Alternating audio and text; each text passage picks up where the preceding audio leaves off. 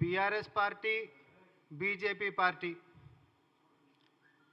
BB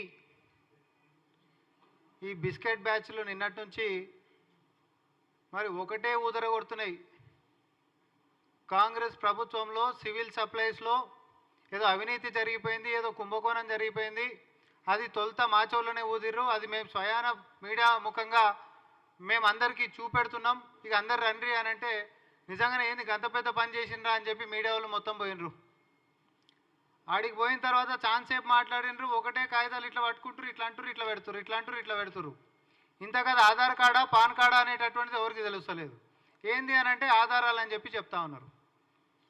civil సప్లైస్కి సంబంధించినటువంటి అవినీతి జరిగింది అని మాట్లాడేదానికంటే ముంగట ఆరోపణలు, అట్లాంటి తీవ్రమైనటువంటి ఆరోపణలు చేసేదానికంటే ముంగట కనీసం అంటే కనీసం ఒక చిత్తు కాగితం అంటే ఆధారం పట్టుకొని మీడియా ముఖానికి వస్తే కనీసం మీ యొక్క గౌరవం దక్కేది. మీరు చేసినటువంటి అతిపెద్ద ఆరోపణ ఏంటిది అని అంటే సన్న బియ్యానికి సంబంధించినటువంటి కొనుగోలు మరి తెలంగాణ సర్కార్ చేసింది. దాంట్లో 1000 కోట్ల 1100 కుంభకోణం అలా ఏదైతే పత్రిక ఉంటుందో అదైతే 1100 రాసింది.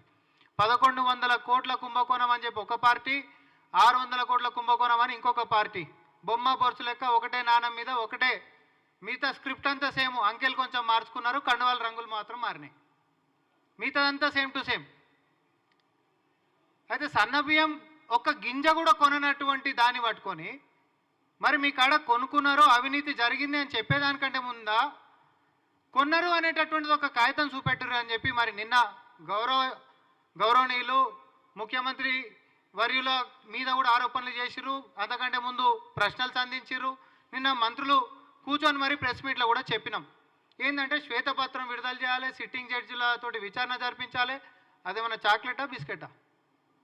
మీకు నచ్చినట్టు సాయంత్రం పూట కలవడ్డది, పొద్దున్న రాగానే మేము ఆరోపణలు చేస్తాం, సిట్టింగ్ జడ్జిలతోటి మాకు విచారణ జరిపించాలి అన్నీకే. నువ్వు తీసుకొచ్చినటువంటి దాంట్లో ఏమైనా తెచ్చినవా, జరిగిందేమైనా ఉందా, కనీసం ఏమైనా జరిగిందా అనేటటువంటి వాస్తవాలు ప్రజల ముందుకి రావాల్సినటువంటి అవసరం ఉంది. అసలు దీని బ్యాక్గ్రౌండ్ స్టోరీ ఒక నిమిషంలో నేను చెప్తా. తెలంగాణ రాష్ట్రం కోసం కొట్లాడుకుంటున్నప్పుడు అధికారంలోకి వస్తే నీ మన్మడైనా నా మన్మడైనా సన్న బియ్యం అదే బియ్యం తినాలి అని చెప్పినటువంటి కేసీఆర్ గారు మరి 10 సంవత్సరాలైనా కూడా ఎలగబెట్టింది ఏంటి అనంటే ఏ రోజు సన్న బియ్యం యొక్క ఊసెత్తలేదు. రేషన్ షాపులలో కానీ లేకపోతే మిడ్ డే మీల్స్కి సంబంధించినటువంటి దాంట్లో కానీ ఎవరికి పెట్టినటువంటి పాపాన పోలేదు.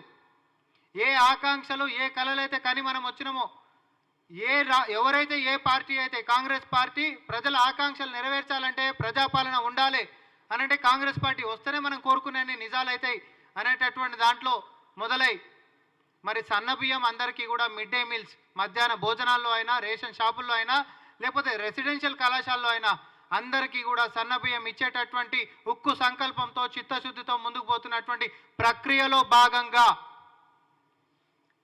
టెండర్లు కాల్ఫర్ చేస్తే ఆ టెండర్లలో ఎవరైనా పార్టిసిపేట్ చేయొచ్చు. మీరు చేయొచ్చు, నేను చేయొచ్చు, ఇంకెవరైనా చేయొచ్చు. అర్హులందరూ వాళ్ళు ఎంతనైనా కోట్ చేయొచ్చు. ఇవన్నీ అడ్మినిస్ట్రేషన్ తీసుకునేటటువంటి నిర్ణయాలు. కానీ నిర్ణయం తీసుకునేటటువంటిది పొలిటికలే ఉంటుంది 100%. నేను ప్రశ్నించేటటువంటిది ఏంటి అని అంటే ప్రజలకి సన్న బియ్యం పెట్టాలనేటటువంటి సంకల్పంతో సన్న బియ్యం కొనుక్కోవాలనేటటువంటి ఒక చిత్తశుద్ధితో టెండర్లకి కాల్ఫర్ చేస్తే పలానా ధరలు అని చెప్పి టెండర్లకి పార్టిసిపేట్ చేసేటోళ్ళు ఇస్తే దాన్ని పక్కన పెట్టినాం ధరలు ఎక్కువనే అని చెప్పి. వాస్తవం ఏంటిదంటే అసలు ఒక్క గింజ కూడా కొనుక్కుంటే దాన్ని పక్కన పెట్టినాం. కానీ ఏదో టెండర్లు అయిపోయినట్టు టెండర్లలో కొనుక్కున్నట్టు 1000 కోట్ల కుంభకోణాలంటే దాన్ని 100 కోట్లు అంటే కేంద్రానికి పంపినామంట. ఇదేమన్నా బీజేపీ బీఆర్ఎస్ఆ? 1000 కోట్లు పొద్దున్న లేస్తే టిఫిన్ తిన్నట్టు తిననీకే. నేను ఓపెన్ ఛాలెంజ్ కేటీఆర్ కానీ మహేశ్వర్ రెడ్డి గారు కానీ ఒకటే అంటున్నా, ఒక్క సన్న బియ్యపు గింజ కాంగ్రెస్ పార్టీ కొన్నట్టు మీ దగ్గర ఆధారం ఉంటే రేపు సాయంత్రం 5 గంటలకల్లా అమరవీరుల స్తూపం కాడికి తీసుకొని మీరు రావాలి.